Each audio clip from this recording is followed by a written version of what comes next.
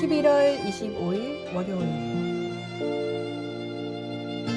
사랑의 진정한 의미.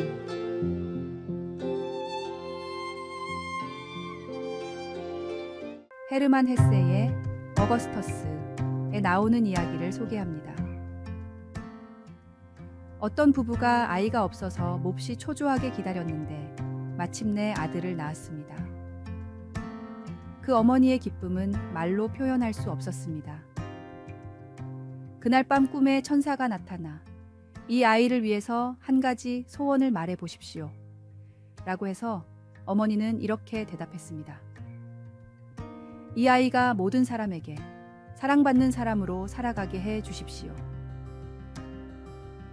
꿈속이지만 바램은 현실이 되었고 그 아이는 자라면서 부모님과 형제와 선생님과 이웃들의 사랑을 독차지하며 많은 칭찬을 받으며 자랐습니다.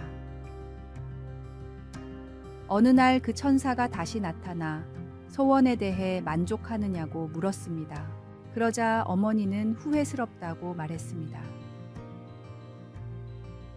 아이가 자라면서 사랑만 받으니까 자기는 당연히 사랑받아야 하는 줄 알고 이기적이고 자기중심적이고 교만하여 걷잡을 수 없는 아이가 되었기 때문입니다.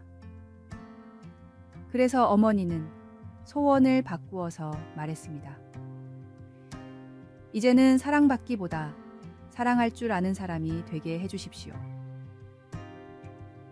진정한 사랑은 받는 것이 아니라 주는 것에 있음을 깨닫게 됩니다. 예수님께서도 우리에게 무조건적인 사랑을 보여주셨고 우리도 그 사랑을 본받아 다른 이들에게 베풀라고 가르치셨습니다.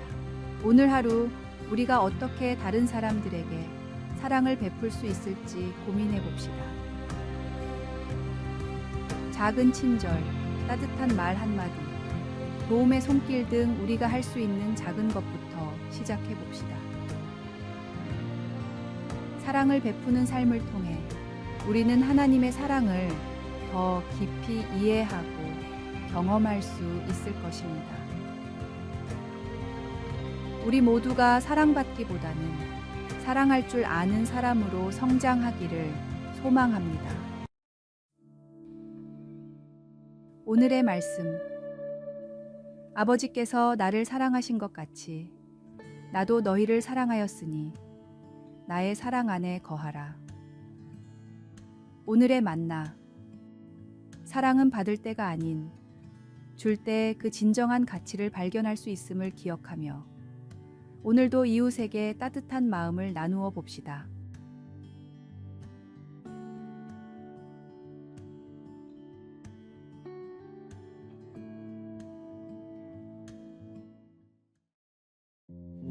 (11월 26일) 화요일. 사랑이 있는 스마트폰. 음식 배달이 늦게 됐나요? 스마트폰으로 그 배달 기사에게 별 1개의 점수를 줄 수 있습니다. 가게 주인이 불친절했나요? 그 가게에 대해 비판적인 리뷰를 올릴 수 있습니다. 우리는 스마트폰으로 쇼핑을 하고 친구와 연락을 하는 등 여러 가지 일을 할 수 있는 반면 공개적으로 서로를 평가할 수도 있게 되었습니다. 그리고 이것이 문제가 되기도 합니다. 이런 식으로 서로를 평가하는 것은 전후 사정을 알지 못하고 판단하도록 할 수 있기 때문에 문제의 소지가 있습니다. 배달 기사는 자신이 통제할 수 없는 상황으로 배달이 늦어져도 낮은 점수를 받게 됩니다. 가게 주인은 아픈 자녀를 돌보느라 한잠도 못 자고 나왔다가 부정적인 리뷰를 받을 수 있습니다. 이렇게 다른 사람을 부당하게 평가하지 않으려면 어떻게 해야 할까요? 그것은 하나님의 성품을 닮음으로써 가능합니다. 출애굽기 34장 6장에서 7절에 하나님은 자신을 이렇게 묘사하십니다. 자비롭고 은혜로움, 상황을 무시하고 우리 실수를 판단하지 않으시는 분, 노하기를 더디하심, 한 번 안 좋은 경험으로 부정적인 리뷰를 올리지 않으시는 분, 인자가 많으심, 안갚음이 아니라 우리의 유익을 위해 벌을 주시는 분, 죄를 용서하심, 한 번 낮은 점수 받은 것을 가지고 우리 삶 전체를 평가하지 않으시는 분, 이렇게 하나님의 성품이 우리 성품의 바탕을 이루면 우리는 하나님이 사용하시듯 스마트폰을 사용하게 됨으로써 가혹한 말들을 피할 수 있습니다. 온라인 시대에 사는 우리는 누구나 다른 사람에 대해 가혹한 평을 할 수 있습니다. 하지만 성령께서 오늘 우리가 작은 사랑을 실천할 수 있도록 힘주시기를 간구합니다. 오늘의 말씀. 여호와께서 그의 앞으로 지나시며 선포하시되 여호와라 여호와라 자비롭고 은혜롭고 노하기를 더디하고 인자와 진실이 많은 하나님이라. 오늘의 만나. 우리도 하나님의 자비와 인내를 본받아 다른 사람을 판단하기 전에 이해와 배려로 바라보며 말과 행동에서 은혜를 베풀도록 합시다.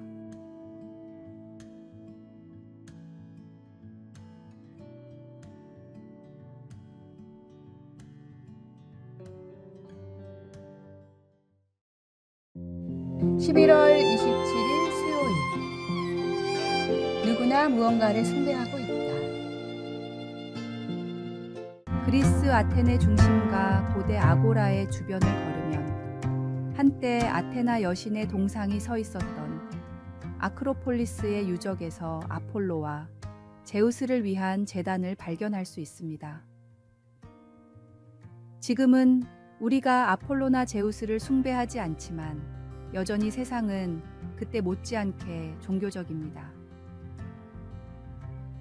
소설가 데이비드 포스터 월리스는 누구나 무언가를 숭배하고 있다고 하며 이렇게 경고했습니다. 만약 당신이 돈과 물질을 숭배한다면 당신은 늘 부족할 것이다. 당신의 육체와 아름다움을 숭배한다면 당신은 항상 못났다고 생각될 것이다. 당신의 지성을 숭배한다면 결국은 당신의 어리석음을 알게 될 것이다.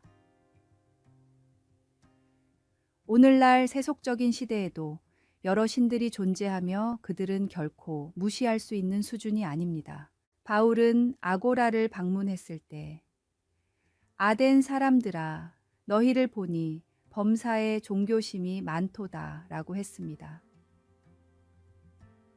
바울 사도는 만물을 창조하신 유일하신 참 하나님은 알려지기를 원하시며 예수님의 부활을 통해 자신을 나타내신 분이라고 설명했습니다.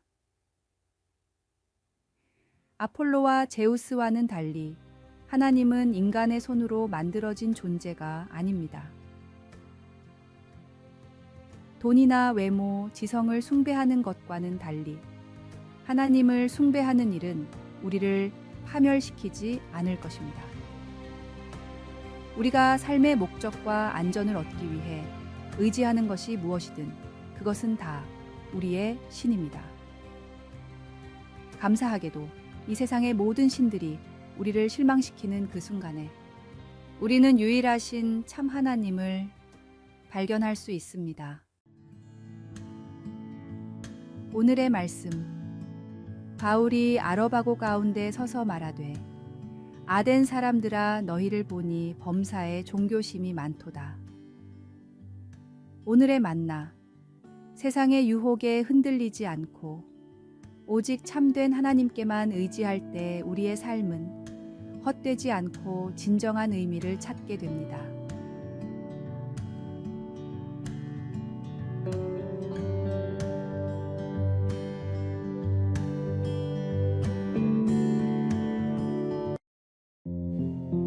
(11월 28일) 목요일 추수감사절의 축복.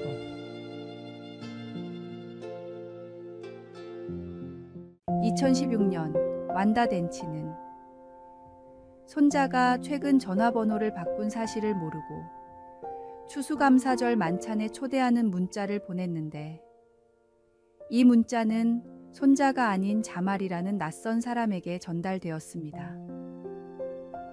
자말은 아무 계획도 없었기 때문에 자신이 누구인지 밝히고 나서 그래도 그 저녁 식사에 갈 수 있는지 물었습니다. 완다는 물론 올 수 있어요 라고 대답했습니다. 이후 이것이 연중 행사가 되어 자말은 완다 할머니 가족 저녁 식사에 매년 참석하게 되었습니다. 실수로 보낸 초대 메시지가 연례적인 축복이 된 것입니다. 낯선 사람을 저녁 식사에 초대한 완다의 친절은 누가복음에 나오는 예수님의 격려의 말씀을 생각나게 합니다. 저명한 바리새인의 집에서 열린 만찬에서 예수님은 초대받은 사람들이 어떤 사람들인지, 그래서 손님들이 좋은 자리를 차지하기 위해 어떻게 다투는지를 보셨습니다. 예수님은 집주인에게 보답으로 무엇을 해줄 수 있는지에 따라 사람들을 초대한다면 축복이 제한될 것이라고 하시면서 오히려 보답할 것이 없는 사람들을 환대하는 것이 더 큰 축복을 가져다 줄 것이라고 말씀하셨습니다. 자말을 가족 추수감사절 만찬에 초대함으로써 완다는 예상치 못한 지속적인 우정의 축복을 받아 남편의 사별 이후 큰 위로를 받게 되었습니다. 무엇을 얻기 위해서가 아닌 우리를 통해 흘러나는 하나님의 사랑으로 다른 사람에게 다가갈 때 우리는 훨씬 더 큰 축복과 격려를 받게 됩니다. 오늘의 말씀, 잔치를 베풀거든 차라리 가난한 자들과 몸 불편한 자들과 저는 자들과 맹인들을 청하라. 내게 복이 되리니. 오늘의 만나, 감사의 절기를 맞이하면서 완다처럼 조건 없는 친절을 베풀고 하나님의 사랑을 흘려보내는 삶을 살기를 바랍니다. 그 속에서 하나님께서 우리에게 베푸실 더 큰 기쁨과 축복을 기대하며 이웃과 낯선 사람에게도 마음을 열고 환대합시다.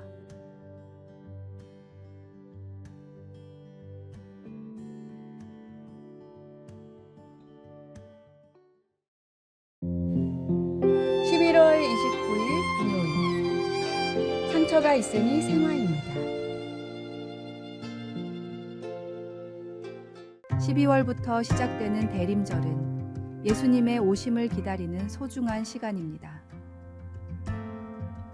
교회는 크리스마스 장식과 함께 대림절 초를 밝히며 그 주변을 아름다운 장식으로 꾸밉니다. 올해도 예배당에 대림절 초가 놓이고 그 주위에는 조화로 꾸며진 꽃들이 자리를 잡겠지요. 요즘 조화는 생화와 구별하기 어려울 정도로 정교하게 만들어집니다. 하지만 조화를 구별하는 나름의 방법이 있습니다. 바로 상처를 찾아보는 것입니다. 생화는 꽃이 피 시들거나 잎에 흠집이 남은 흔적이 있지만 조화는 상처가 없기 때문에 구별이 가능합니다. 이처럼 상처는 살아있다는 증거입니다. 우리도 마찬가지입니다. 상처받는 것을 두려워하지 마십시오. 상처가 있다는 것은 우리가 살아있다는 표식이며 신앙생활에서도 하나님은 우리가 상처 없이 완벽한 존재가 아니라 생동감 넘치는 믿음을 가진 사람으로 살아가기를 바라십니다. 대림절을 맞아 예수님의 손에 남은 못자국을 기억합시다. 그 상처는 우리를 향한 하나님의 사랑의 증거이며 그 상처로 인해 우리는 새로운 생명을 얻었습니다. 이번 대림절, 우리가 상처를 통해 더 깊이 살아있음을 느끼고 그 살아있는 믿음으로 하나님의 나라를 더 아름답게 장식할 수 있기를 소망합니다. 오늘의 말씀. 그가 찔림은 우리의 허물 때문이요. 그가 상함은 우리의 죄악 때문이라. 그가 징계를 받음으로 우리는 평화를 누리고 그가 채찍에 맞음으로 우리는 나음을 받았도다. 오늘의 만나. 상처가 우리의 살아있음을 증명하듯 우리의 신앙도 살아있는 믿음으로 하나님을 더 아름답게 증거하는 삶이 되기를 바라봅니다.